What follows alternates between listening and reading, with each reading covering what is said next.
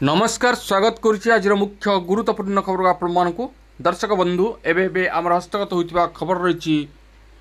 लघुचाप जनित वर्षा और तार प्रभाव में बन्या परिस्थिति संबंध में राज्य में वर्तमान विभिन्न स्थान में बन्यार आशंका देखा देछि और अनेक स्थान में बन्या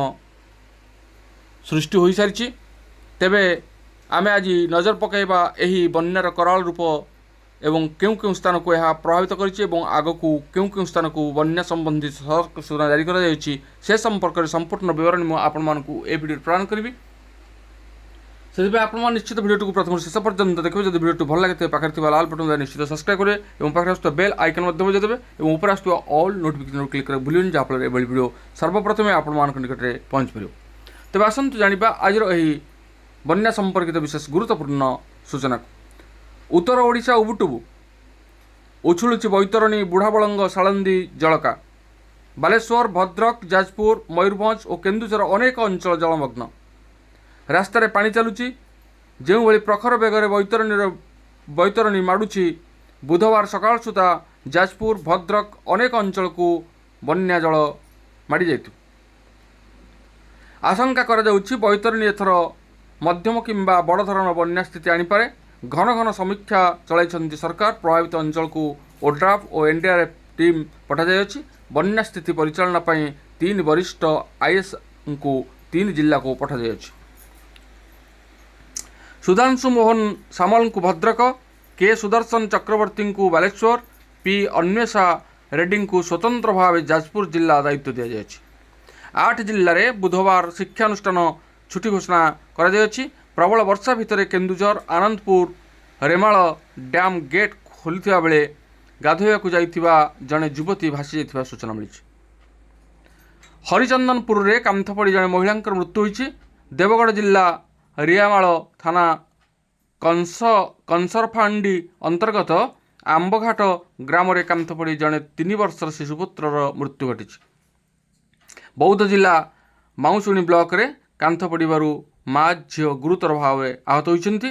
पाणीपाग विभाग पूर्वानुमान बुधवार सकाळ सुधा पश्चिम एवं उत्तर ओडिशा रे प्रबल अति प्रबल वर्षा हो जाइछि बुधवार राज्यर अनेक स्थान में वर्षार संभावना रही राति 9टा सुधा मिलिथिबा सूचना अनुसार लगाण वर्षा और बन्या स्थिति जोगुं बालेश्वर मयूरभंज भद्रक जाजपुर जिले में 1 लाख रु अधिक लोक प्रभावित होइछन्ति प्राय 25,000 लोकों को सुरक्षित स्थान को स्थानांतर करा जायछि राजस्व मंत्री सुरेश पुजारी और मुख्य शासन सचिव अनु गर्ग विभिन्न विभाग को नहीं घन घन समीक्षा करिसेंति लगाण वर्षा जो बन्या जल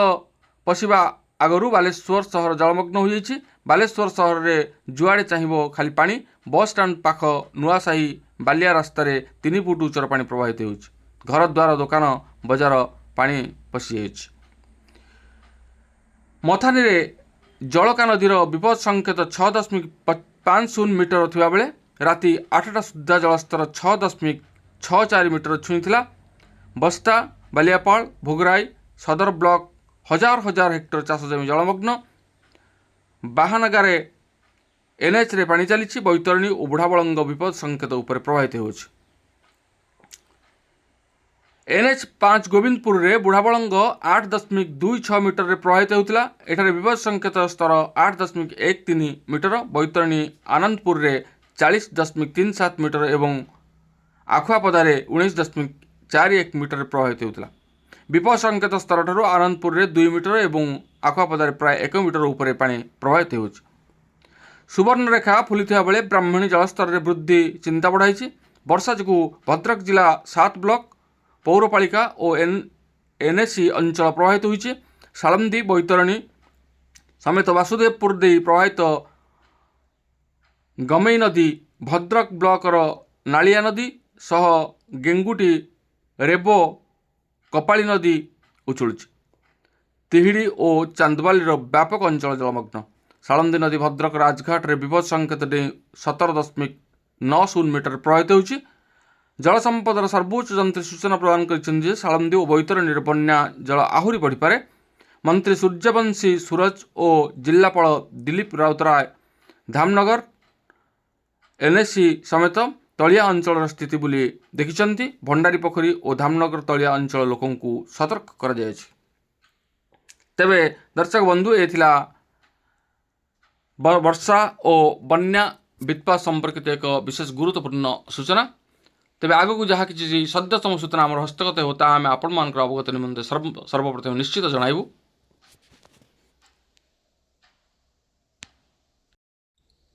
तेबे ए थिला आजिर पाणीपाग संपर्कित बा बन्या संपर्कित एक विशेष गुरुत्वपूर्ण सूचना। आज पुणी देखा आगामी भिडियो। रहुछि धन्यवाद, नमस्कार।